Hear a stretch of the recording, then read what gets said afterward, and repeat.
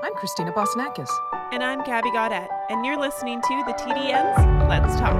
Welcome back to another edition of Let's Talk. We're already on to episode 4 and really excited about this one, Christina. We've got 3 very interesting trainers on board today. And very opinionated trainers too, which we always love. We had David Donk from New York. He's been in New York for many, many years, and really a pleasure to have him on. And as well as Ron Moquett from the Midwest. And we had Brad Cox, fresh off of a wonderful campaign with Knicks Go in 2021, likely Horse of the Year. So this is a great episode. You're not going to want to miss it. I'm going to go to David first. And David, I had a bit of a fangirl moment when I realized that you were an assistant for a given time to Woody Stevens. He's in the Hall of Fame, tremendous horseman. I just like that era I got into racing, which really excites me because it really got my juices flowing for horse racing. So tell me a little bit, maybe you can give us a bit of a perspective. Woody was really, he seemed to be the epitome of that consummate old school horseman. And from that era, fast forward to now, what are the differences between trainers that were training at that time versus now? Well, obviously, one of the biggest changes is the size of stables. When I worked for Woody, he was stabled in barn 3 and 4 at Belmont, if you were there, and we had a total of 36 horses. That was it. So that was the size of the stable. It changed then when Wayne was there. He was the first one with multiple stables and, with over 100 horses. So, but things change in our world. So it's not a bad thing. It just, things evolve and then things change. So, that's kind of the biggest change from, that's 35 years ago. So that's a while ago. But today there's a lot more challenges today than there were back then. You had private stables back then. Things changed in the 80s with the tax laws. So, today, my speech is, you are the president and CEO of your own company. It's been a difficult change for a lot of people to look at themselves. They're not just a trainer. You're not just a horseman. You're a business owner. And it doesn't matter what kind of business or industry there is in this country or in the world. There's a lot of things, a lot of obligations, a lot of rules and regulations that you need to understand. And again, I always fall back. You are the president and CEO of your own company. So it's going to come back to you. So there's a lot to understand to run a business. So it is a bit more business-like than just being a trainer. And you guys can pick up on that. Like how, for both Ron and you, Brad, like how do you guys kind of manage both sides of that? I'm not quite as advanced in my career as Mr. David, and I've been here a little longer than Brad. But I can see that it changes. And the thing that I would say is that some of the stuff when I first came in the game is almost obsolete now. The day where the horse trainer stays at the barn all day and holds his own horses in the foot tubs and does all that stuff, and that's gone because that guy's out of business. If you're not marketing yourself, if you're not representing yourself, then it doesn't matter how good a horseman you are, you don't get any horses. You have to be very good at attracting new owners, because eventually your owners go away. They all do. We all going to die, move, something. But if you're not attracting owners, then the last horse you had for that owner may be the last horse you had. And, we used to say there was grandstand trainers, there was backside trainers, there's jocks that turned into horsemen, there's all kinds of different ways, and it all works. But nowadays, if you're not somewhere getting the next, you're only as good as the horse you have in your barn. And I've seen a lot of really good horsemen displaced in this industry because they were just not very good at promoting, or not as good at promoting as they are at caretaking for horses. And we also kind of changed the narrative of what is success in the last 20 years. I'd say it went from, this guy claimed a horse for 7,500 and he took it up the ladder to 30,000, to this one bought a horse for 100,000 and one for maiden 20 is first out. And the accolades given on those and not given on those in some cases is what kind of determines who gets the horses. And, I think that people that understand what the market is wanting is the people that's in business. And if you don't evolve a little, then you're out of business. I think one of the things I've noticed about Brad, and I haven't been around Mr. David as much, but Brad is very good at organization for a big outfit, really good at organization. His horses all look good, so I know they're getting the care.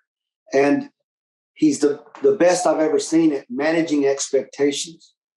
If he's got a horse that he thinks is a nice allowance horse that is maybe these people, this ownership group is just interested in stakes, then he lets them know, look, we're going to win a couple races and we're going to let this horse go be the big horse in someone else's barn. That is just as valuable of an asset or a tool as being able to see a runner out in the middle of a paddock and taking it and developing it. And I really applaud him for that part of it. And I think that's a part that a lot of us guys that are tweeners that, we need to learn is you better manage expectations. The quicker you figure out where a horse belongs and get it there, the better you and your owner will be in the long run. Brad, the one thing I'm interested in asking you, because you've had your license, your trainer's license I think it's almost 20 years now, right? And that long. I'm going to be honest. I didn't realize you had been training that long. And the only reason being that, and again, it's just simply because when I heard 20 years, I'm like, wow, first of all, I don't think that you don't seem to be old enough to have been training that long. And secondly, I just felt like really in the last, let's say 10, definitely within the last 10 years, within the last 8 years, you really went to another level, if it's fair to say. So can you tell us a little bit, just touching upon what we were talking about with David and Ron just a minute ago in terms of the business aspect and then the importance and the evolution of your operation specifically? How has your operation evolved in the last 20 years? Well, I've been training right at 17. But yeah, it's changed a tremendous amount. And I think it goes back to like what Ron just said about trainers, holding horses in an ice foot tub, ice tub, whatever it may be, walking your own horses to and from the track. In the beginning, I think everybody starting out has to do that. And I think those are, horsemanship skills. I mean, I walked hots, I rubbed horses for years, foreman, assistant. So, I mean, I started obviously at the bottom and, learned all the basics of horsemanship, how to tack horses up, grooming, doing everything. There's a right way and a wrong way to do everything. Attention to detail, I think, is what separates a lot of people. Obviously started out small and, things have evolved for the good for our stable and our business. And, like David said, things change. Technology plays a huge role in, I think, letting people know, gamblers, owners, whoever it may be, who's doing well, who's maybe not doing as well. And once again, a lot of this may be based off of, people, judge you on how well you're doing based off of a percentage. But I've always thought, like your win percentage, somewhat like a batting average in baseball. It's really no difference. If you might be batting 350 or winning at 20-25%. I think you do have to keep your numbers up. And a biggest thing with me, I've raced at Oaklawn in the winter, and I say Oaklawn in the winter, fairgrounds, and I use those tracks because you start your year. Every year starts over January 1, new year. I think it's very important to stay relative throughout the year. And really, we're as a stable, we don't necessarily point for one meet. We try to stay relative, active. running horses in the condition they belong in, try to have them fit ready and ready to perform. So it's definitely changed a lot over the years. But, the one thing is, you have to try to be active. And, if you're trying to build your stable, everybody's different, just like, I started with just a handful of horses. And like you said, I have been training much longer than a lot of people expected if you look at our stats. And, we struggled for a long time. It's like I tell people, people say, oh, where'd he come from? Well, people wasn't interested in me when I was running in the 10th race at Turfway Park on a Friday night at 10:30. There was no, TDN, TDN reporters asking me, how my horse ran or how he came out of it. So, obviously, when you take it to a different level, you get a different crowd and, you get some exposure and, you just try to build off of it if you're trying to build your stable.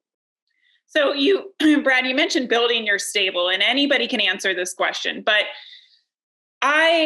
so obviously, like, you can think of this scenario, right? You have your trainer, you've got 25 horses, and you're feeling really good about yourself because you've got those 25 horses now. And the winter comes around and you need to find a place to go. You're getting pressure from your owners to go to 2 separate locations. You have your 25 horses and the fairgrounds only gives you 10 stalls, or Oaklawn only gives you 10 stalls. Do you think racetracks sometime make it difficult for trainers to grow? Is that the right type of process that we should have as an industry? And I'm just curious, anecdotally too, with any of you guys, if you what that transition was like, if you had experience going from what do you do when you have 25 horses and they only allot you 10 stalls? Yeah, it's tough. And especially it's very, very tough in the wintertime. I do think racetracks try to limit your numbers because they do want horses spread out, or they want the horses spread out throughout other trainers. But, listen, I think there's a lot of trainers. I mean, maybe not a lot, but I think there probably are a lot that are content with the number they have. They may want some more, but, they may not want to increase their payroll or take the chance of, picking up some horses that maybe they don't feel like they want to waste their time with. But I think racetracks do obviously limit trainers in regards to how many horses they can have on a backside. So that is a little bit of an obstacle, and it can be challenging.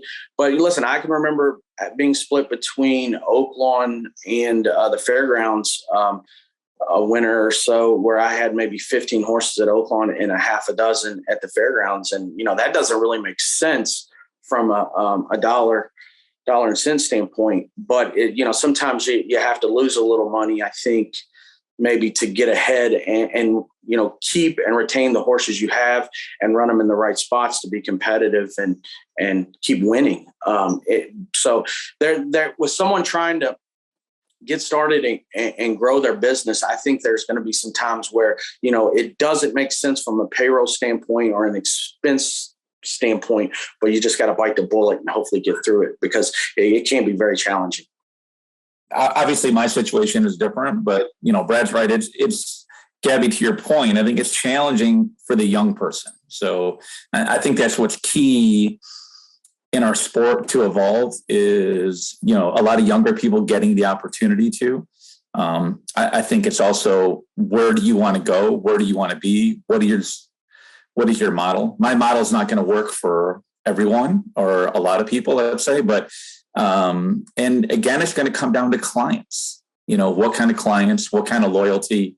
I've been really lucky. I've got a bunch of clients I've had over 25 years. So I'm in a different position because I'm older, and I don't want to say I'm set in my ways, but I've positioned myself for a long time to be where I'm at. But it is a challenge for someone that's in the Midwest.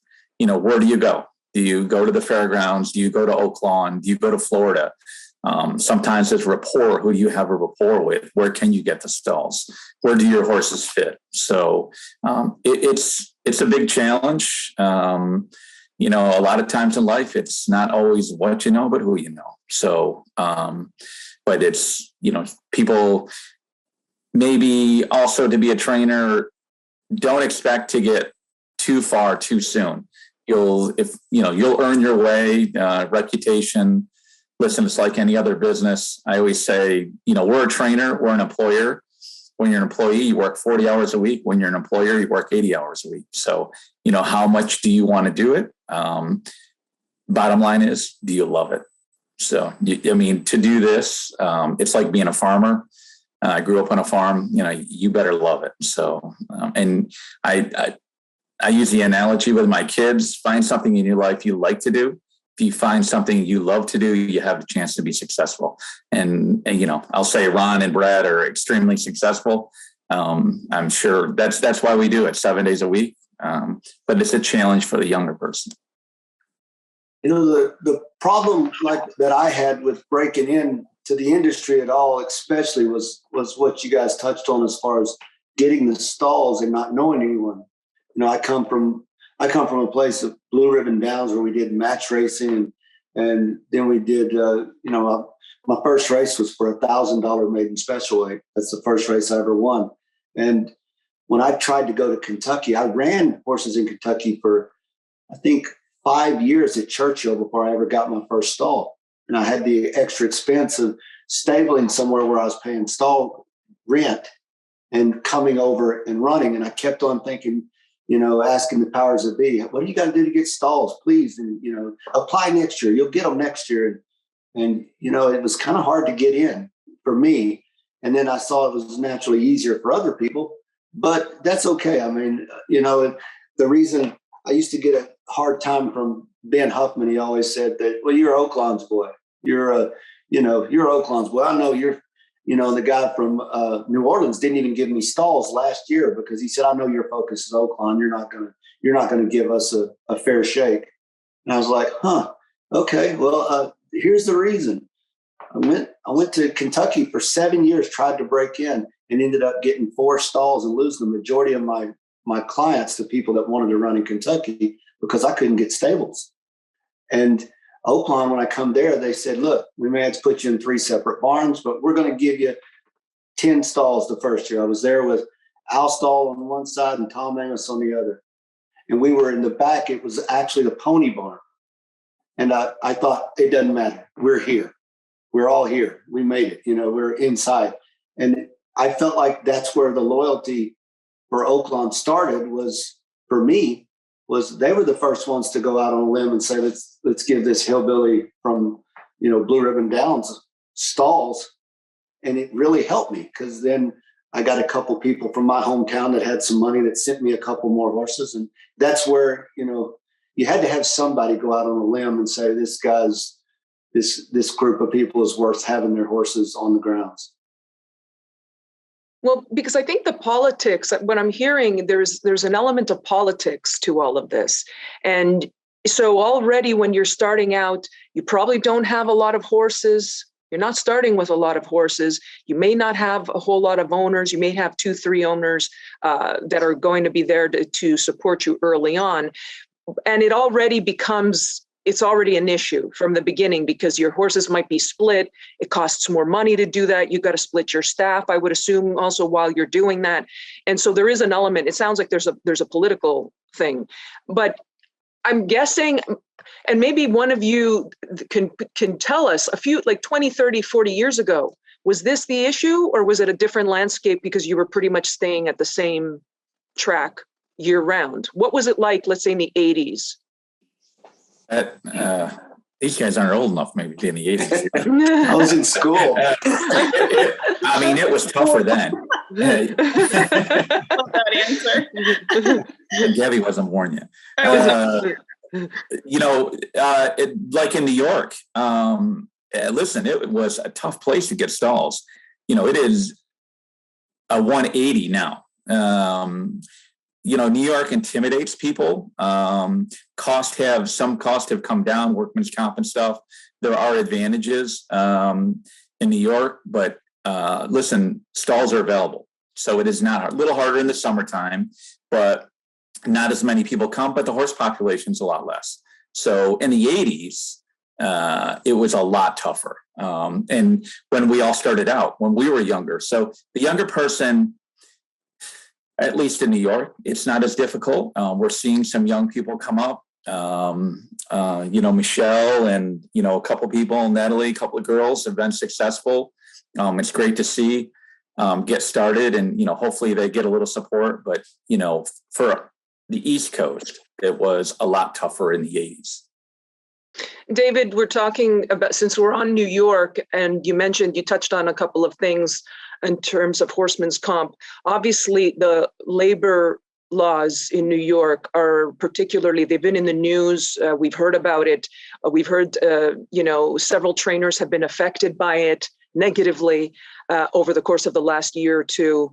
And tell me a little bit, some of the difficulties, because in my mind, I asked the question really naively the other day to one of my colleagues, and I said, we're dealing with horses. This is not a 9-to-5 job, right? These are animals. And so to have this idea that people punch in on a clock, punch out on a clock, and then your work is over, that doesn't really happen. So tell us a little bit, just kind of summarize for us what's happening in New York and some of the issues with the labor laws. Yeah, well, listen, this started about 12 years ago. So this really isn't that new. It started out, we were forewarned in Saratoga that the labor board was going to come to the track. They held seminars on 2 consecutive Tuesdays in the fall. And I can tell you that everyone in October, probably like October or November, everyone got a certified letter requesting documentation for January 1st till October 1st. And I can remember that well. So everyone basically got audited. This is at least 12 years ago. So basically the labor board came in and they wrote their own handbook for us. Unfortunately, I saw an article recently with a trainer that got fined and mentioned, we are not considered agriculture. And I don't know in other states. In the state of New York, 50 hours is considered normal. It's not overtime, not 40. So, basically they came in. I think they initially thought we weren't paying enough. And then I think they were satisfied that way, but, they wanted us to calculate actual hours. It had been done previously in California. So, listen, you're right. So in that aspect, the game has changed drastically from the 80s to now.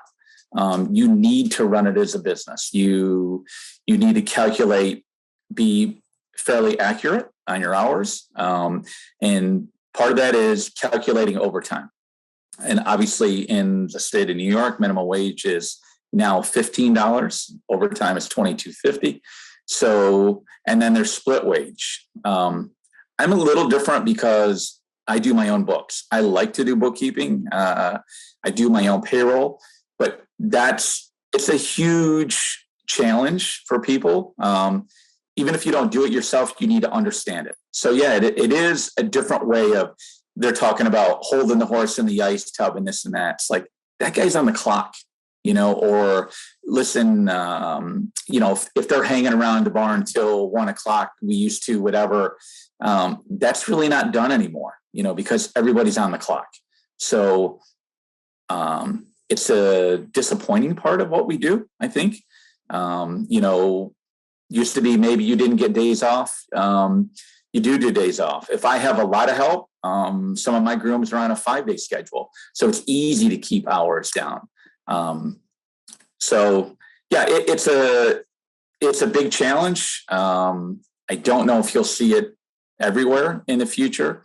But if you're in New York, you need to be aware of it, understand of it. A lot of the issues that guys got into also were immigration. So I'm greatly involved in the last 25 years in immigration, do a lot of visa work. So it's the same thing. And there's these rules and regulations. They tell you what you have to do, and you need to follow them.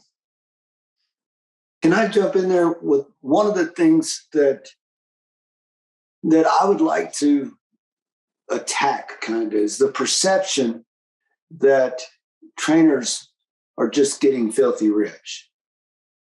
Every time someone says something about, I like how everyone giggled with that comment, Ron. I mean, okay, I started like Brad and like David. I started at the bottom, and when I moved to the racetrack, the first time I moved to Oaklawn Park.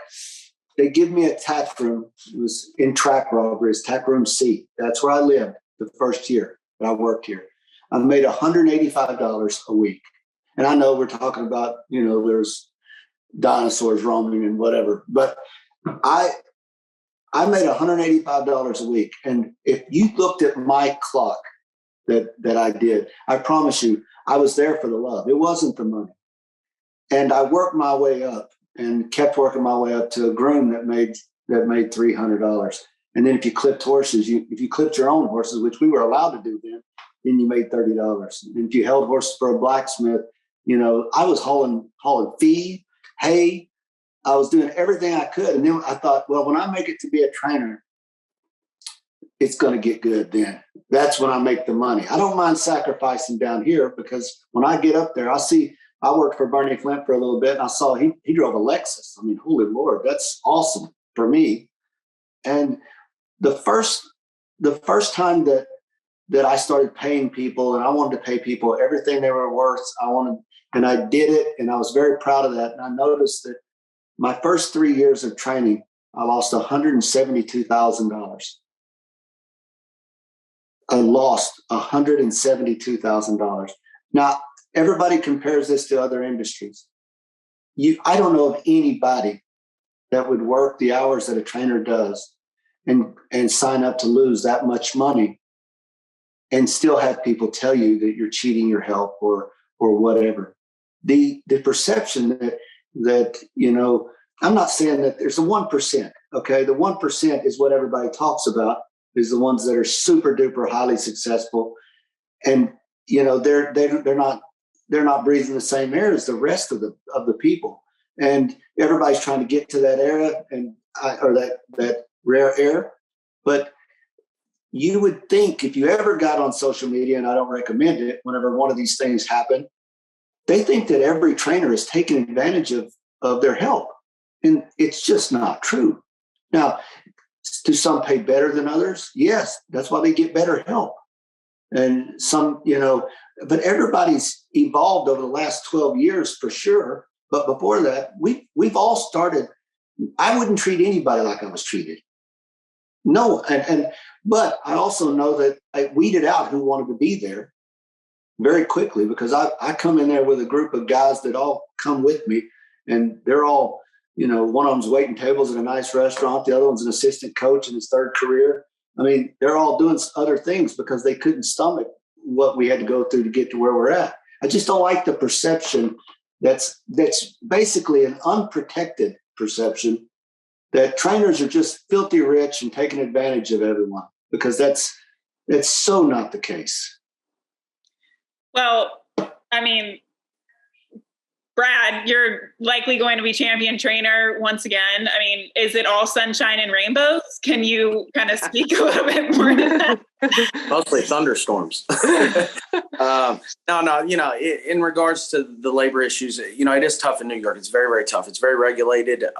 We have a time clock there. We're in the process this year of putting them in on our Kentucky circuit, because I do think it's, as David stated earlier, it's going to come down to where I think at some point, these labor boards are going to monitor everything we do everywhere, not just New York, but it is very strict in New York. I actually had horses in New York until December of this past year, 2021, for 4.5 years. It was the one state that I was in with a horse over, let's just say, the last 5 years. Kentucky, I would eventually pull out of Kentucky completely in the winters. Turfway kind of filled that gap with New York, but that had a lot to do with it, just the rates that we're having to pay in New York, the overtime, and it does change things up. Like David said, when I was coming up as a groom, a hot walker, whatever, you would feed in the afternoons and you would just hang out at the barn, roll bandages. you may hang out till 5:30, 6 o'clock at night, and, just go home because you enjoyed being at the barn. Now it's like as soon as 4:30 hits in the afternoon, it's a ghost town. Everybody's just gone. They punch a time clock. It's almost like working in a factory in New York. It's really strange and odd. But that's just the way that the labor board's created it, and that's the way I say it's going to be that way from now on. So it definitely turned in to more of a job where guys are on the clock, just like in a factory. They know they have to work till 10:30, and once they punch the time clock, they're out of there. I don't feel like that was the case, 15, 20 years ago at all. People enjoyed being at the barn. And I'm not saying these guys today don't enjoy being at the barn, but not like it used to be. There was definitely people that had a little bit more, I would say, love for the horse, passion for the game, passion for their work, as opposed to just collecting a check at the end of the week. Brad, the one thing I want to go to the second part that Ron was just talking about just a minute ago is that perception that people have. And I think you're really in a great position to answer this question because you obviously have experienced both sides of it. You started out early years, as you pointed out, you had horses, maybe at some smaller tracks and some, smaller races, smaller purses. So you experienced that side of it and that struggle. But now, obviously, you've had the tremendous horses in recent times, and, the success has come.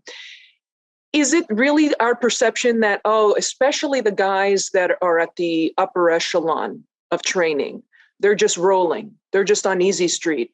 Because obviously, I'm assuming you have a bigger, like you have a lot more staff. You have people you got to pay. You got a lot more expenses too. So tell us a little bit about people's perception that because you are one of the top trainers, certainly in this country, that it's just really easy for you.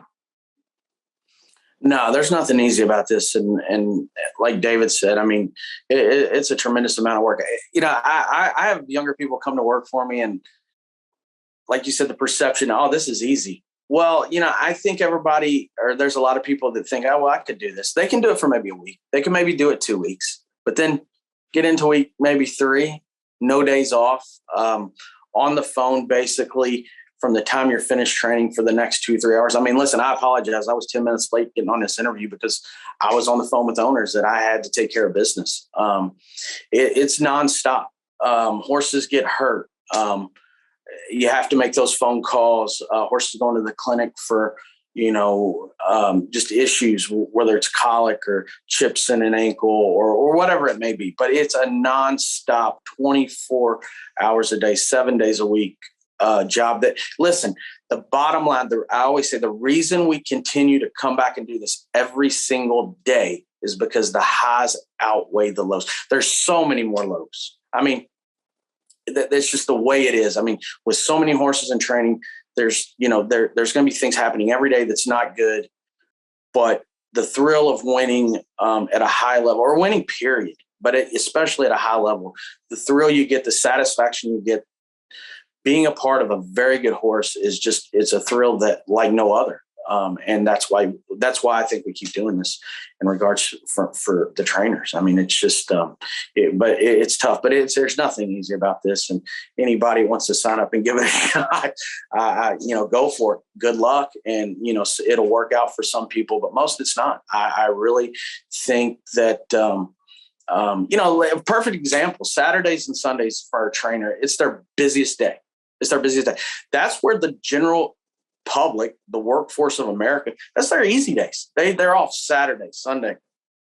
That's not the case with us. That's when it's showtime for us. Lots of times was on Saturdays and Sundays. We work. We may have some downtime on Mondays and Tuesdays, but for the most part, our weekends, there's not such thing as a weekend for a horse trainer. Not a weekend at all. And I mean, we miss out on a lot. I mean, I miss out a lot with my boys growing up. And, I have a 6-year-old now that, I'm not around that much in the winter. And it's very hard, but you just learn to deal with it, manage it the best you can. He's been on an airplane. He's on an airplane twice a month. So it's very challenging. It's very challenging for your family, especially with the moving. And it's definitely nothing easy about this. It's very demanding. Fascinating conversation from our guest, Christina, but we're going to take a little bit of a pause to thank our sponsors at First Racing.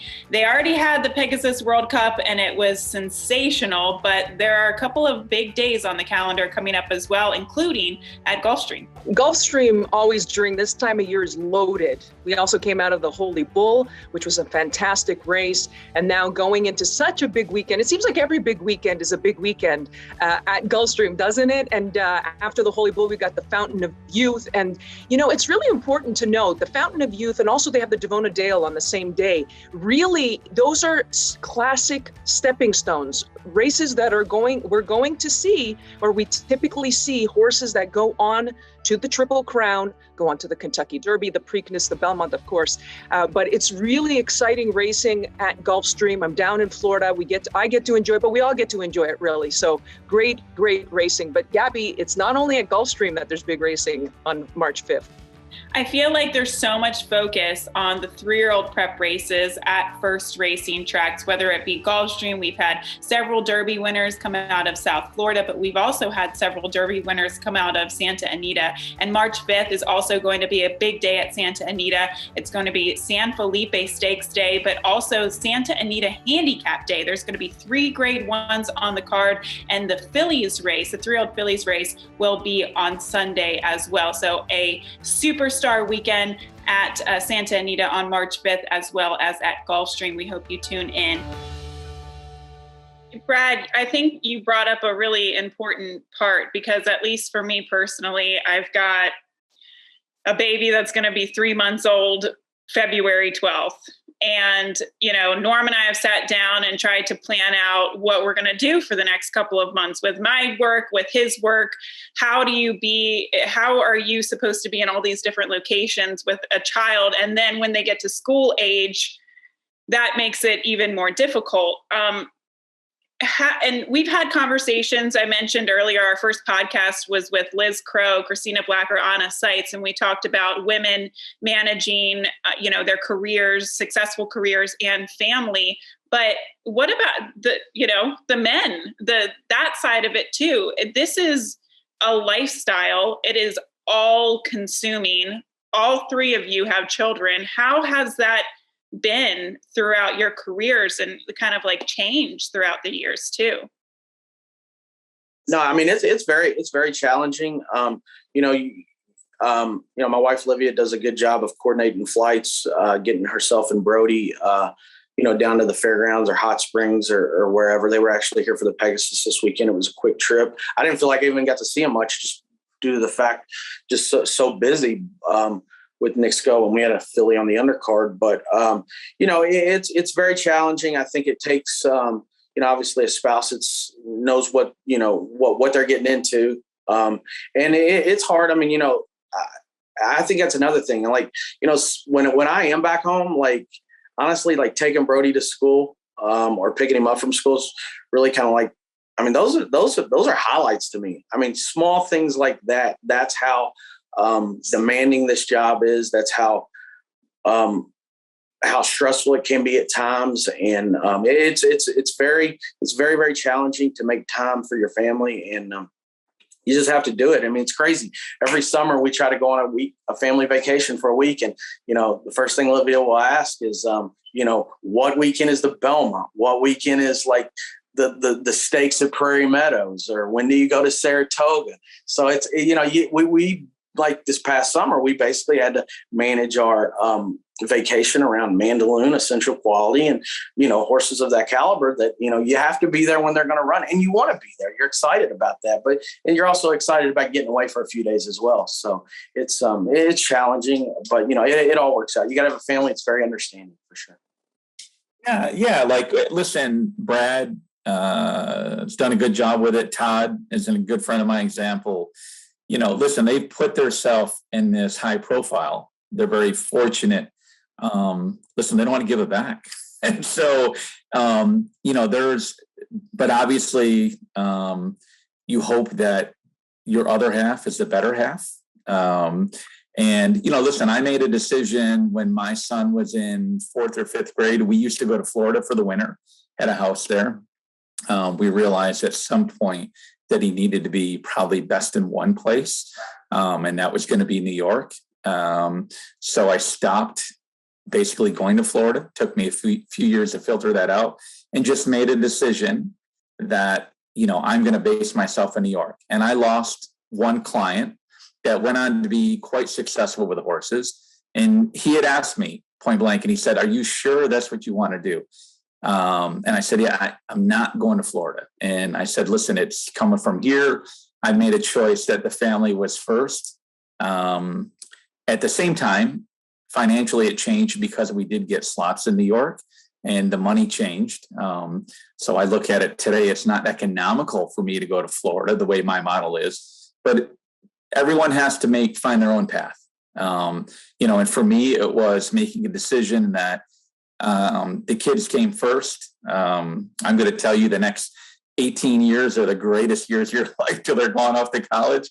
And I'm glad I did it. Like Brad said, just being able to pick them up to school, do whatever, Belmont is a stone's throw away from my house. I didn't miss all that because, one's living in Austin, Texas, and the other one's in Denver, Colorado. So I'm glad I got those years with them. And Ron, did you feel like you had a similar experience, or you have a similar experience with your family? Well, whenever you make a choice of doing this for a living, you make a choice that other people are affected by. They didn't choose this career path that I did, but they're just as affected as I am. And luckily that, I had better half, and they helped, fill in my deficiencies. And the other thing is that my kids all love the sport. So whenever, any time that they could choose to do something or come see dad at horse races or whatever, they chose to come. And I was very, very lucky with that. I have to always, I feel like I'm always trying to compensate and make up for things, but I was very proud of how many events that I was there at, and the fact that it wasn't easy, but it was worth it. And, I think I hit the lottery. I'm proud of my kids. They're all, outrunning their pedigree. So, I'm tickled to death with what the finished product is. And I'm a granddad, 5 grandkids. So I've got, such a young man like you, and you're a granddad with wow. We didn't have cable. or anything to do. But we, I've got awesome better half that, my wife is the only person that's in the barn more than me. I mean, she's ate up as I am. So we're all affected by the same disease. And my sons are crazy about, handicapping and watching their races. And, if you saw our threads, you would think I was talking to a gambler or assistant. And Brad's the same way. I think his boys are super affected, and that's the coolest thing in the world. And the only bad thing is whenever you're around and maybe you don't run quite as good as you thought, your kids sometimes get hit with some friendly fire from some of the punters that are mad that the horse didn't run up to their betting expectations. I always feel bad for them. Like, if they're sitting in my box, I hope that they don't hear a lot of, heckles if we run, 4th as the favorite. But other than that, it's been pretty good. I just wanted to ask really quickly, I grew up, my dad was a trainer. My mom kind of is right-hand woman in the shed row. Sister's a trainer, husband's a trainer, on and on and on. But when I was young, I can remember dad inviting over trainers for dinner and just there was so much camaraderie. And maybe that came by the fact that he was a Mid-Atlantic trainer and he was in Maryland and, a year-round circuit, and you established friends. But do you guys think that there is still that camaraderie amongst trainers nowadays? Or do you think it's just gotten so crazy competitive that you guys don't have those relationships anymore? I do. I still do. It is very competitive, and you want I claimed a horse off Brad last week, but I cheered for him like crazy in the Pegasus. We're competing, but I know what he goes through, so I'm on his side regardless. But like you said, we have a Tuesday lunch deal. We try to every week. I used to have it with Lynn Whiting and Steve Hobby, and occasionally other people will come too. But that's happened for 12, 15 years. Asmussen's family is good friends with us. We play basketball together at my office, and we go to eat lunch when we can and dinner when we can. So I think you're going to be, open yourself up to a little kidding and whatever. And we talk shop a little, and I'll give him a hard time if he's like, really, you had to run a horse with a 95 buyer speed figure to whip my ass, or something like that. But you're going to have an opportunity to be around people that are going through the same exact thing you are. And good times makes acquaintances. Going through the same exact hard times make friends. We've all been fired. We've all been taken advantage of. We've all been, disrespected. So we've got that. So we ought to be able to at least have that in common. If the competitive, freaky side of us can always be put off for a little bit of time to appreciate we all went through this togetherness. That could be, Yeah, Gabby, I don't know. I agree with you. It's different. Here in New York, like now, most everyone that I'm friends with, they're not here. They've traveled. They're in different spots around the country. Probably the one place where everyone tries to get together is Saratoga, which couldn't be any busier place from sun up to sundown. But that's kind of where everyone is together here. But yeah, it's different. Here anyways. And that's because people move around. I think even probably like Brad, it's a big operation. He's got multiple outfits. There's a lot on his table. And if he has a free time, he's got a wife and kids. So at the end of the day, they probably come first. Yeah, no, for sure. That's right. And, the one thing I would say too, though, I do have some friends that don't work at the racetrack. And when I can get away with those guys and like maybe watch a football game, it really does clear my mind. It does take me away from racing for maybe a few hours, because if I'm just sitting at home and, maybe watching the news or whatever, I do find that my iPad's near, I'm checking results, checking charts, looking at the form. So, it's something that is very hard to shut off, but when you can get away from it for a few hours and just, whatever, watch the Chiefs Bengals game or the late game last night. It is something that can take your mind away from it. Just relax with some friends, have dinner, and it will take you away. Although Sam Houston was running some big races yesterday, so wasn't completely taken away from it, but it is challenging to shut it off and let it escape. And I think it is good to have some friends outside the track as well that they have maybe lives that are a bit more normal. And it kind of maybe, you can kind of see how they live, once again, back to people that have weekends off where we don't. Yeah, it's a familiar scene, the race on a phone at dinner. Like, you can never shut off. Yeah. I can't tell you how many times I've been at a dinner and a horse is running on a phone and you're cheering in public, and it is what it is.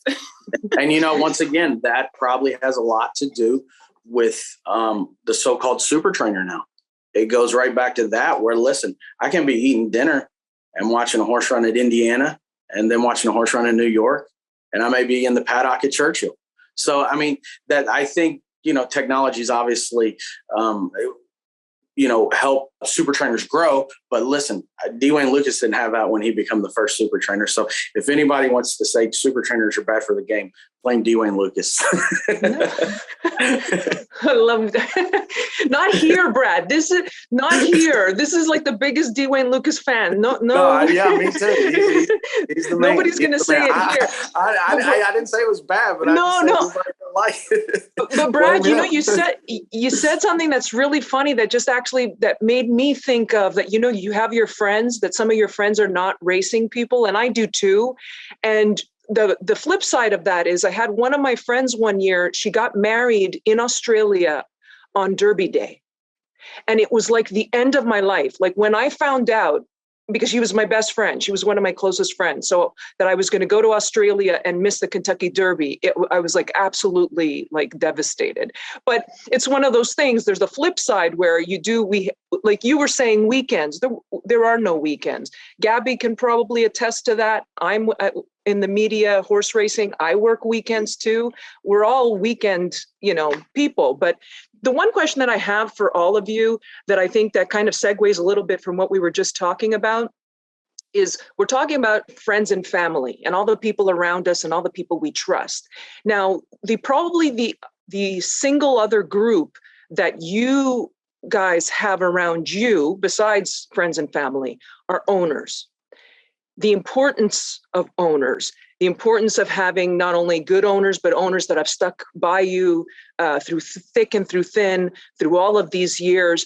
But tell us a little bit, like sometimes we'll hear in the news that, sometimes there are some owners, and I'm not going to point fingers because it doesn't even really matter who, but just that sometimes if trainers are not getting paid by owners, it can become a problem. Even if you're a successful operation, I would assume not getting that money to pay your staff and everybody else, it creates like a whole cascade of events. So if you guys can maybe just tell us a little bit about the importance of, in terms of having those owners and having owners that also, when you guys are taken care of, basically the effects that it has if owners are not paying bills. What happens to you guys and everybody underneath? Man, I'd love to jump in on this. Go. I've been doing it a while. So, listen, you have two high-profile owners in the last year and a half that we all know about. But they were notoriously bad pay for a long time. That didn't happen yesterday, a year ago, 2 years ago. You knew that. And I always felt bad when I saw someone like Young starting out and had horses for them. Like, they're going to get screwed. I mean, it's just bottom line. Listen, I've been doing it a long time. I've been lucky. I got a lot of loyalty, a lot of great owners. I am adamant. I get calls all the time. Listen, I'm in New York. I don't have the best horses. A lot of New York breds. They're all small time people. I don't have anybody that goes to the sales and spends a lot of money. But, when I get someone new, I just tell them up front, I'm adamant about one thing. I get paid on time. And if you don't like it, then I certainly don't want that client. But listen, I put myself in a position that I don't need to have that person. I have enough on my plate that I'm comfortable with. But it is an issue, and I'm not sure why in the industry it hasn't been addressed. There hasn't been support from, there are in some jurisdictions there are, I think in Pennsylvania and California a little bit, but why there isn't support for people like that. It's no different than a bad vendor. It's no different than a trainer not paying their bills. So yeah, it's an issue. It's always been a bit of an issue. I don't really have a problem. I can tell you today, I got a couple people that are a little bit slow and I don't like it. And I don't know how long it'll go, but I don't have to have them. But there was a podcast or on TDN, right, with Drew Malika and a couple guys a couple months ago. They talked about that. But it's interesting because I talked about, we don't have contracts.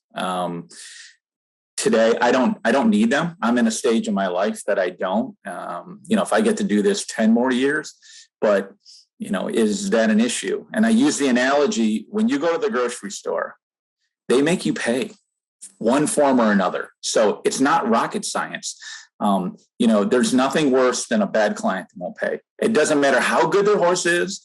That doesn't matter, because if you're not getting paid, you have bills. And like we say in New York, it is more challenging. Back onto the speech of being a president, CEO, you have your payroll, you have your federal, you'll have your state, you have immigration costs, whether you're paying quarterlies or whatnot, the government doesn't care, you're going to pay.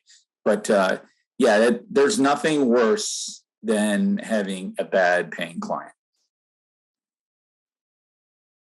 Brad, Brad, do you think, is there something that you can add to that or a different thought? No, I mean, it's, we've had some clients beat us out of money before, and probably never going to see it, and, just come to grips with that.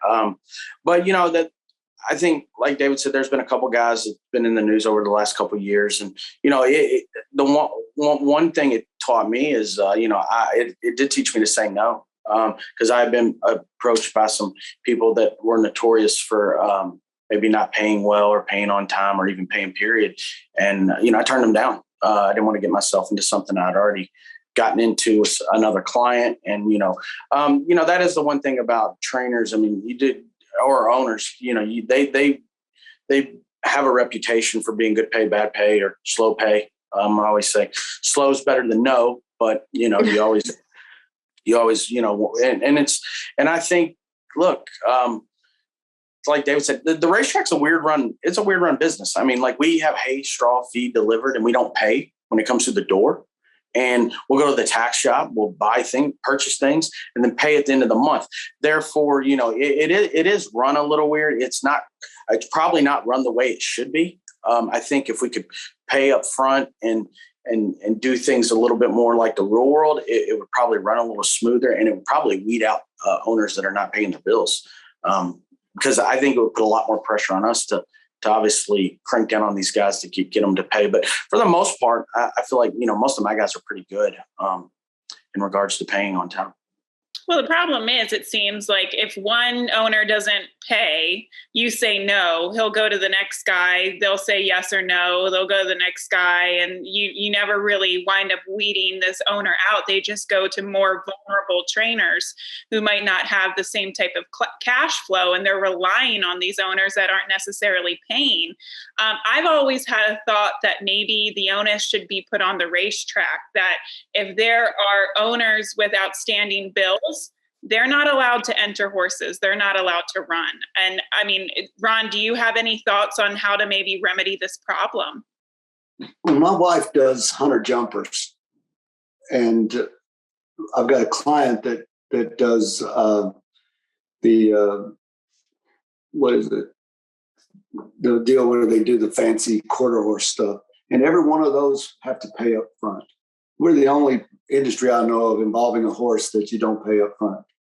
We sent my wife's Thoroughbred, we're doing a makeover to go down to Florida. And we sent 2 months of training up front with the horse, because that's what the trainer gets.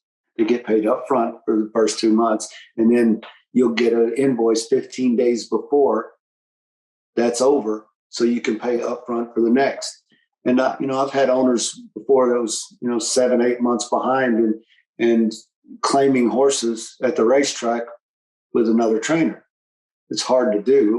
We're starting to do little things to help trainers a little. We've got the deal here at Oaklawn to where you get the 10%, taken out and put into the trainer's file. And we did that at Delaware as well. And I think that helps a little. Horrible to win races and an owner beats you out of that, or have to wait 6 months to get your portion of that. And the jockey's already got theirs taken out immediately. So we tried to get it to where at least we got that money.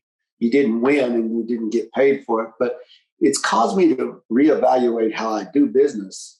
And there's, like Brad said, we know who the bad people are. We talk amongst ourselves. The racetrack has a way of letting people know who's who. And, it made me to where I started owning more of my own horses. I just decided that if I'm going to finance these things, then I might as well put myself, if I'm the one that's actually doing this all the time. I had one owner that passed away, and they owned 12 horses. And 16 months after he had passed, I got 8 cents on the dollar for the balance that he had. 5 months for why he was in the hospital. and the estate was worth $17 million. But I settled for 8 cents on the dollar. And I was, you know what, if I can finance it that long, then I'll just start buying me a few horses on my own. And we started Southern Springs just because I decided I'm going to demand of who I want to work for and not, don't have to take everyone. Once again, thank you so much to our sponsors at First Racing. We also have another important sponsor in Healthnetics. So today, all of our guests will receive a premium CBD gift set from Healthnetics. For everyday aches and pains and an overall sense of calm, try Healthnetics CBD. All Healthnetics products are all natural, made in the USA, and THC free. Healthnetics products come with a 100% money back guarantee as well. Go to healthnetics.com and use promo code TDN for 25% off your purchase. Again, that's TDN promo code for 25% off at healthnetics.com. Now we rejoin the podcast. The trainer lifestyle, I know your time is very, very valuable, so we don't want to keep you much longer. But one final question for each individual. I really want to ask, what gets you really fired up? Like, if there was one thing that trainers have to deal with on a day-to-day basis, what is that one thing that you really want to address that people, the public, might not necessarily realize or understand? Anybody can start. Yeah, I'll go. I don't know if anything gets me fired up, but I think the issue now that's in front of us, the court cases, the cheaters. I mean, listen, I'll be blunt about it. Jason Service was stable next to me. Everyone knew Jason never came to New York. Everyone knew kind of what was going on, what vet was doing what, how it was getting in. Probably the thing that would fire me up is the owners that supported those guys. They knew that it wasn't on the up and up. You can win it at 40%. I mean, I work for one of the greatest trainers of all time. Back then, you guys talk Woody Stevens, Charlie Whittingham, whatever. When you won at 20%, that was a big number. And Red knows those are the hard numbers to beat, 20, 25, placing your horses where you want to. But these guys went in at 40, 45%.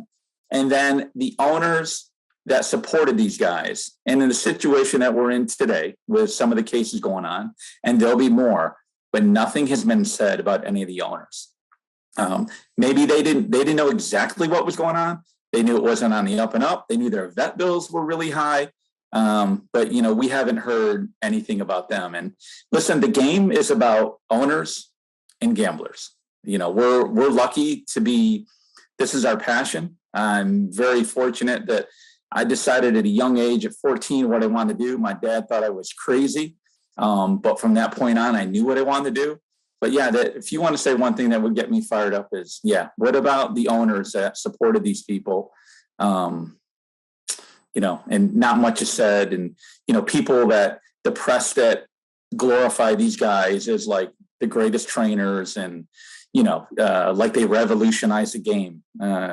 These are animals. That doesn't happen. Brad, what is your thought? Maybe what's the one thing that you think is maybe either a big concern or, as Gabby put it, fires you up about what's going on? Well, we're in a position where we're winning at a certain number. And it does kind of fire me up. And I guess it maybe pisses me off a little bit when, people label you as, oh, they're giving something. And, listen, it's one of those things where, like, I think if someone came out to the track and hung out for a month or so and kind of watched, maybe the overall way things are done on and off the racetrack, people, there's a difference. I think there's a difference in trainers. That's just my opinion. But, I think there's a lot of negativity around the game. And if we want to draw new people in, I think we should kind of maybe kill it with all the negativity if we could. And promote the game as opposed to, there was a trainer just was given some days and a fine for in Kentucky. And I mean, I just can't believe that, just in my mind, I just can't believe that guy deliberately did something to that horse with whatever the horse received. And, you know, for people to bash the trainer, that it's ridiculous. I that's my personal opinion of it. I don't think the guy deliberately did anything. I don't think there was an intent. Now, back to what David said, there was guys deliberately cheating. That's no good. That's like totally no good. But to think that a guy comes up with a positive here or there, and that's like a deliberate an attempt to enhance a horse's performance, I can't believe that. And I think people get a bad rap for stuff sometimes, and it's the negative part of the game that people love to talk about, love to bash people, talk about nothing but negative. But I don't think it helps our sport at all. And that's something that does aggravate me a bit. I mean, I agree with you, Brad. I had to take a couple of weeks off from Twitter, because you go on Twitter. I mean, you could literally, I posted a picture of a tree that my initials were carved into with my dad when I was 5 years old, and they said I was a tree killer. So, I mean, that's just the ridiculousness of social media. But I do think that the responsibility is on us in terms of those within the industry to educate. And I think a lot has to do with the statistics that we have. And I think it's a necessary evil, statistics are, but I was talking to Christina the other day. If you're winning at 20% or 35% first off the claim, nobody's really doing their homework and looking at that statistic. Maybe you're claiming a horse for 50 and dropping them in for 25. Right. Exactly. They're supposed to win. They're 4 to 5, you know, it's not like you're raising them up to stakes company. Yeah. Someone has an aggressive mentality, and, you know, it's like, you know, when you're aggressive, I mean, listen, I did it with Midwest Thoroughbreds 10, 12 years ago. I mean, we would claim horses, and, you know, it was, okay, we claimed it for 10. Are we going to run it back for 10 or 5? Or, you know, it's just win. It's just win. It wasn't win at all costs. It was place them where they can cross the wire first. And I tell people, I mean, it was back then. I mean, I think there may have been a year where we were 32%. We were doing everything. There was nothing done illegal. We were running horses very, very aggressively. And guess what? 66% of the time, entering those horses aggressive, it didn't even work. It's a hard game to win. It's hard to win, but it's also has a lot to do with how aggressive you want to be. And everybody's different. Well, and also I would think it's also the quality of horses that you have in your barn too. We look at a lot of the top operations, and obviously you get trainers, certain trainers that get the top, the horses that are coming out of the sales toppers, the top draft picks, so to speak. And so, yeah, I'm assuming some of those horses should turn out to be pretty good, right? That's right. Yeah, I mean, listen, name the best outfits in the country, whether it's, Brad and Todd and Baffert and whatever. And listen, Brad's in a great spot now. I mean, he's getting horses, I tell people, for Jugmont, Godolphin, among others. They're nice horses. They're going to run well. And I don't know Brad personally that well. Listen, I know that same with claiming horses, he aggressively will place his horses and always did. I'm the reverse. I've got clients, I claim a horse. First thing, we can't run them back. I'm like, you got to be kidding me. Right? I got to run them on the raise. So obviously they're going to get beat. It is the odd horse that is going to go. So, but listen, I'm comfortable in my zone where I'm at. Some guys good claiming trainers are good because they aggressively will place their horses. The negative side, today's world, it's hard to claim horses. I didn't realize how liberal the rules were in Kentucky. A trainer, if I'm correct, Brett, a trainer can take, as many as you want, right? An owner can take 3. I mean, we're allowed 1. So, you're shaking for everything. Brad, having a few horses in New York. I mean, if you want to claim, it is difficult. But, again, it's how aggressive you are. What kind of, same with Chad's operation. I tell people, I don't know, let's switch stables for a while. Let me hit some of those grass horses, So, I mean, it's different sometimes than driving the Volkswagen and driving a really nice Mercedes, but it's a question of where do you want to be in life? What do you want to do? Ron, don't you find that a little bit frustrating though sometimes when people do look at just statistics and they judge based on just that, when they're not really looking into, the quality of horses that maybe a trainer has available to them, or because obviously you've had success with horses, that maybe didn't cost $1 million or wasn't the top from a sale. You had great success with horses that you developed, but isn't it sometimes frustrating for a trainer when people sometimes just look at stats and then that just kind of decides for them if he's a good trainer or not? Yeah, I wrote something about this earlier. I never have understood how everybody wants to use stats like it's a definite science. This is a fact. The fact of the matter is if certain trainers entered like other trainers, they would have a higher win percentage.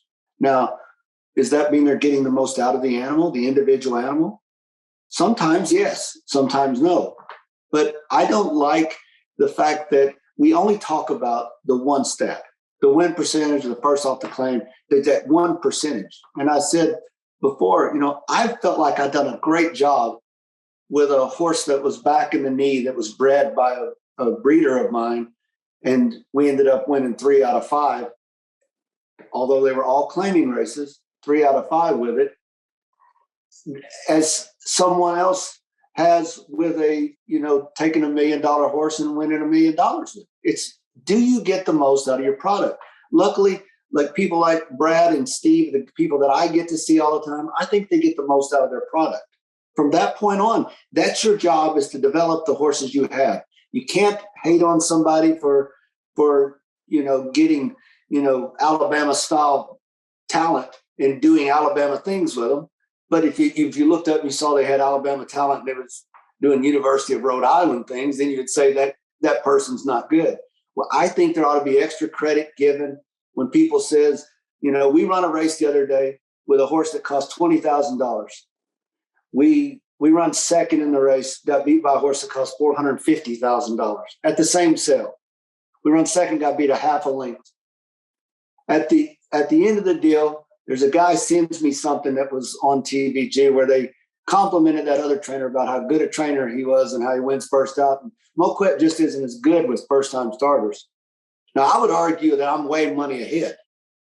Now, I'm not going to say, that horse is supposed to have won based on prices, but we also have had $500,000 horses not run very well. I just want there to be more, it seems like the easiest thing in the world to do is to take this number and go, this number bigger than this number, he better. No, it's not the way it is. There's a lot of things that goes into that number. And, I have been lucky that I have owners that spend money, and I've also been lucky that I've had to develop some horses that no one else thought could get there and work their way up. But I think there ought to be extra credit given. And the main thing that I have is, as far as about things that you wish you could change or really ticks you off about the industry, is there's no representation. None. There's nobody up there telling anybody who's in charge that goes up there and and says, listen, that trainer in Kentucky, the minute amount of stuff that they found in their system, it obviously isn't enough to enhance a thoroughbred. It's antiquated, drug laws with very newfangled testing equipment. Let's use some common sense. Somebody get up on social media and say, hey, this guy's not taking an advantage with this. This is probably something that got in there secondary. I did a deal the other day. A blade of hay from the West Coast is touched by 7 different people before we feed it to a horse. Now, is it possible that the guy that I saw at Delaware Park standing in the back of the truck urinating could have, maybe he drove all the way from the West Coast? You think he might have did some no-dos or something? And there's a possibility that it happens. If you look in there and it's 1/1,000,000,000 of a trillionth of whatever, that's not enough to make a 1,200-pound animal. Meanwhile, we're not saying anything about the tests that we can't find today. The stuff that Service and them were doing, this great testing equipment that we're ready to throw the book at this guy over, is the same testing stuff that can't catch the guy cheating in the Kentucky Derby. So we're going to stand up and testify that that's what we want to be, the end all be all definite judge of who's cheating. You can't find that stuff if you tested it today. But yet we're going to hang somebody else up to dry for a trillionth of a gram of something that if you would have tested by this testing, I truly believe if you go back 20 years, test every horse in the Kentucky Derby, they're dirty. First off, you were allowed to give a lot of stuff legally back then. You know, that's the other thing too. While I'm on my soapbox, there are no horsemen today. Bullshit. There are horsemen today. They're judged differently. We have a way different way of judging. First off, when I first come to the racetrack, I went to the vet. We were talking about, this new stuff called Lasix. We're going to give Lasix. And they said, well, what do you want for a bridle shot? I said, bridle shot? What is that? Well, that's what you give them right before you hang the bridle. Well, I'm not doing that. Oh, okay. Well, they don't test here. But that's the mentality of racing when I got into it. And now you can't have anything for 48 hours out. And I'm okay with it. But don't paint it that the horsemen they've all since evolved and gone away. And now these poor people here are just people that's willing to do business. It's not true. There's a different set of judging rules. And, you know, the fact of the matter is that 25 years ago, none of those horses could test by today's testing equipment, in my opinion. Doesn't mean that they were cheating. It just means it. I agree 100% with exactly what Ron's saying there. Racing, in my mind, is in regards on a daily basis, is on race day is cleaner than it's ever been. Or it's been since I've been in the game. When I came into the game as a hot walker, holding horses for the vet, 4 hours out, horses got Lasix, bubanamine, and half of them, you know, there was a lot going on. I don't even know what was going on. I mean, I was just a hot walker. But now, like you said, 48 hours inside of a race, post time, you don't give these horses anything. And like you said, I'm good with that too. I'm perfectly fine with it. But it's totally, like he said, that they've painted this picture that everybody's out trying to cheat. And I just don't really see that. I know what goes on in our barn, and I think most barns are clean. I really, really believe that. I mean, there's cameras in barns. There wasn't cameras in barns 20, 25, 30 years ago. And he's exactly right. The horses that won the Kentucky Derby, I mean, they were X amount of years ago, Lasix, probably Butte at 4 hours and whatever else. I mean, I don't know. And now they put guards on these horses, and that's the way it should be. I'm good with it. But, you know, they act like, exactly like he said, no, there's no horseman today. That it's not true. It's not true at all. And the problem is also to pile on. The problem is that who has our back? Who's over there saying, look, people, this guy wasn't taking advantage. This ultimate insurer thing, that's the get out of jail free card. It doesn't matter. The ultimate insurer. I just told you that we counted 7 hands that touched our hay before, you know, it makes me nervous. You know, we've got cameras. There's cameras in our barn at Oaklawn. I know there's cameras in Brad's because I watched them put them in. You know, I think you got 24 cameras. I got 24 cameras. And then I've got my own cameras to protect me. But, you know, and the thing is like, I'm okay with all that stuff, but who's up there saying, you know, just common sense? We replace common sense with regulations, and regulations is just too black and white. It's like, this isn't supposed to be there. If it's there, you're cheating. Well, where's the common sense that says that, look, this, whatever this was, and this amount had no bearing on it. It shouldn't be there. Yes, but we can't guarantee that everything. I had a bad test that I fought and beat, thank God. We had a horse win at Delaware, and it's a $6,500 non-winners of 3. And she won, and they come back and said that she had something I'd never heard of in the system. And I was like, Ronnie Werner was my assistant. And Ronnie's an honest guy. He's a good guy. And I wasn't there. I was sick. And I was in the hospital, and they called me and said, hey, Ron, we need to set up a hearing. You got a bad test. And I'm like, holy shit, what's this? And, I called Ronnie and said, man, there ain't nobody give that horse nothing. And so anyways, we went and fought it. Come to find out what they were ready to throw. And look, it wasn't Pollock report, but something like that. It put me out there and I'm a cheater and all this stuff. And what come out, it was in the water in the test barn. And yet I was already damned and convicted of cheating for a $6,500 claiming race for two guys that are 6'9" and 6'10", play professional football. Last thing I want to do is call them and say, hey guys, I was less than careful, or I took an advantage when you're 3 to 5. So now you got to send that money back. That wasn't a good call. But it was just, I just don't like the fact that nobody's got our back. And we're basically all standing there on our own. Oh, by the way, we're tired. When Brad gets off the phone, when David gets off the phone, I promise you, they're going to do something. They're not going to go catch a game of golf.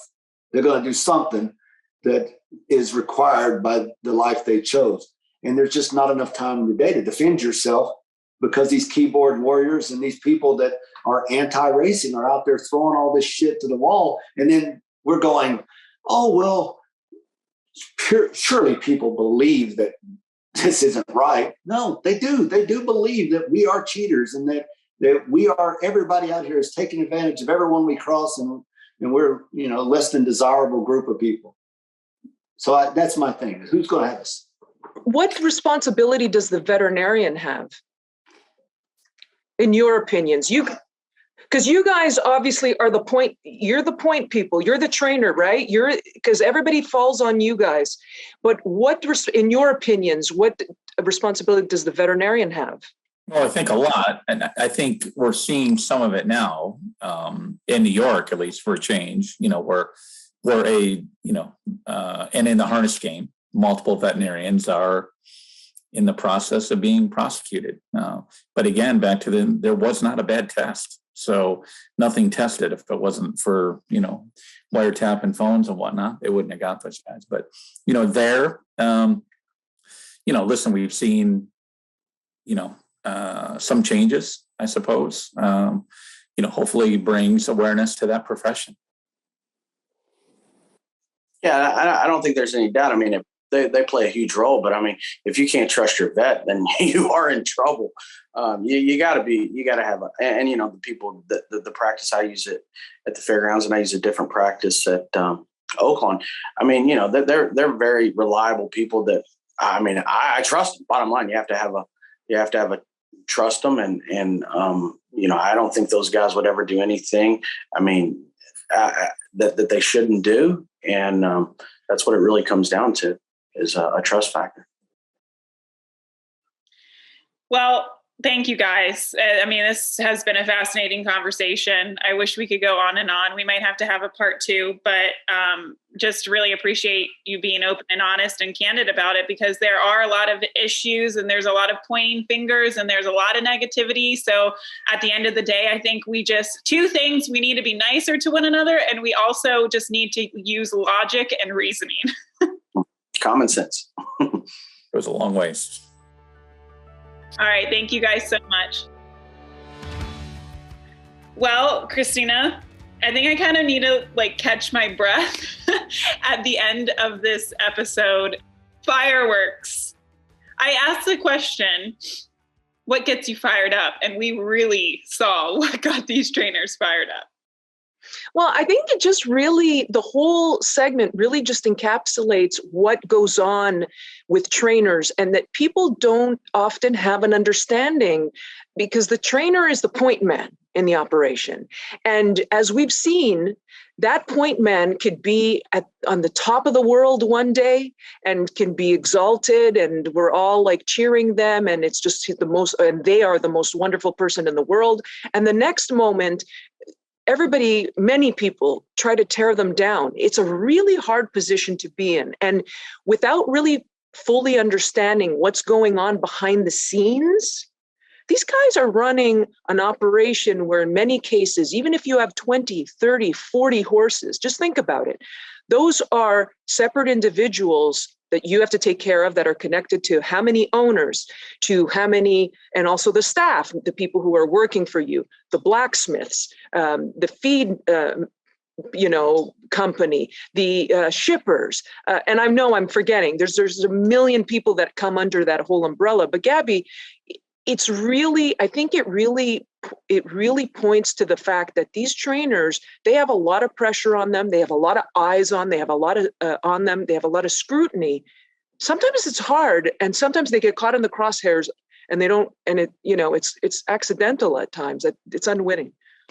And it happens at every level. I think that was important that we had someone like David Donk, who's been training since the 80s, who came up under Woody Stevens. We got Ron Moquett, who was training since the late 90s. And then Brad, who's been training for 17 years. We kind of hit each group. And in terms of stable size, Dave Donk probably has the smallest stable size, Ron Moquett second largest. And then you get to Brad, who's, at a completely different level. But it seems like there is this undercurrent. There's the same issues at each and every level that we really need to address. So I just hope that, this, whoever is listening to this podcast, we need a change with the times. Technology has changed, rules and regulations have changed. And I think that's a big part of this, but also you kind of felt that they were really impacted by the negativity in the sport. And sometimes, I'll be honest with you, Christina, if we're all just pouring it out there today,